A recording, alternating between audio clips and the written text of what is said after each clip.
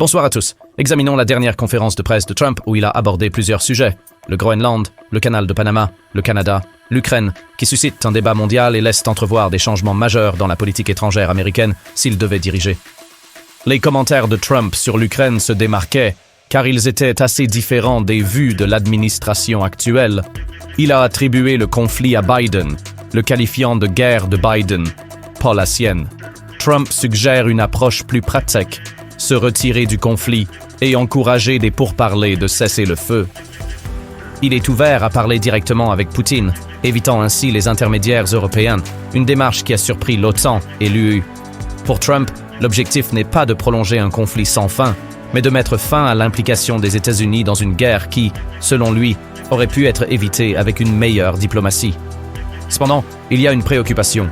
L'Europe craint d'être laissée de côté. Des dirigeants comme Macron s'inquiètent que des discussions directes entre les États-Unis et la Russie pourraient marginaliser l'Europe. Trump souligne son principal objectif. L'Amérique d'abord, pas les alliés européens ou les guerres en cours. De Groenland au canal de Panama, Trump remet au goût du jour l'idée des sphères d'influence, une stratégie géopolitique traditionnelle.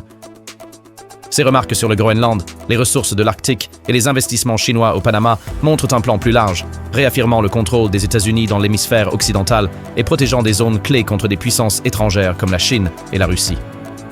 Sa reconnaissance des préoccupations de la Russie concernant l'expansion de l'OTAN souligne ce changement.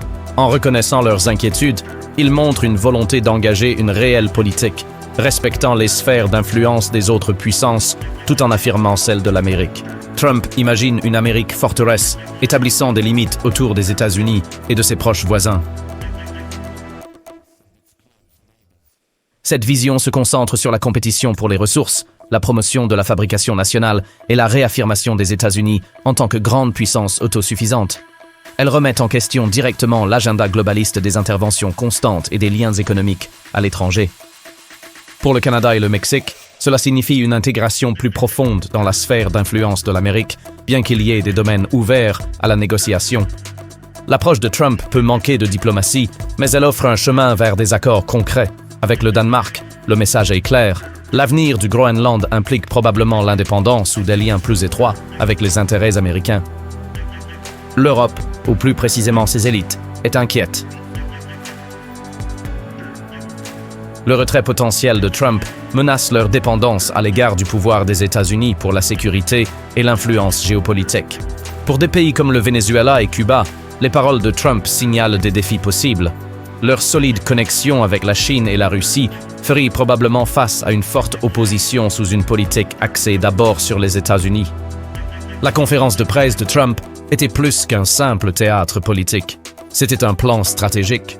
Qu'il soit perçu comme visionnaire ou préoccupant, son approche change la conversation sur le rôle de l'Amérique dans le monde. Il s'agit de pragmatisme, non d'idéologie, de stratégie, non d'émotion. La question est de savoir si ce changement stabilisera les relations globales ou entraînera de nouvelles rivalités géopolitiques. N'oubliez pas de liker, partager et vous abonner pour plus d'analyses approfondies. À la prochaine!